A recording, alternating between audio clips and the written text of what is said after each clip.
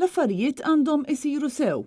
Dak li skont il-policies m'għandniex problema bih, imma fejn m'hemmx pjan lokali se jsir pjan lokali skont il-proġetti li hemm maħsuba? Ex-tqar Sandro Ketkuti, President tal-Assoċjazzjoni tal-Iżviluppaturi f'Malta meta din il-ġimgħa kien mistieden fil-programm Extra.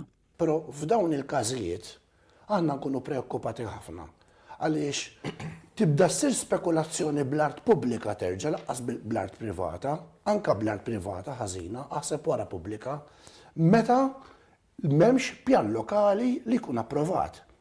Għax allura ħanamlu pjan lokali illi jkun skont il-proġett, jew il-proġett għandu jkun skont kif ikun approvat il-pjan lokali. U aħna dak huwa il-preokkupazzjoni tagħna qegħdin nagħmlu l-efforts kollha biex inkomplu niddiskutu mal-gvern, forsi nikkonvinċu l-gvern ma jibqax jirrepeti l-iżbalji li saru fil-passat. Sandro Ketkuti kien qed jiddiskuti l-metodu kif qed tiġi amministrata art pubblika. Fid-dawl tal-pjan tal-gvern li jagħti art pubblika li tiswa madwar 800 miljun euro bi prezz ta' 55 miljun. Din l-art hija suġġett kontroversjali ta' kuntratt tal-gvern li qed ibih l-assi tal-poplu Malti bi prezz ferm u ferm inqas mill-valur attwali tagħha sabiex isir żvilupp. Fil-bidu l-iżvilupp kellu jkun wieħed iżgħar u għal skop turistiku, iżda aktar tard dan inbidel f'wieħed ta' 526 appartament li jinkludi postijiet residenzjali. L-Oppożizzjoni din il-ġimgħa ddikjarat li ma kienx se tivvota mal-Gvern dwar dan il-kuntratt u talbet li jiġi diskuss b'mod urġenti fl-ewwel plenarja tal-Parlament li se jerġa' jiftaħ il-bibien tiegħu nhar it-Tnejn.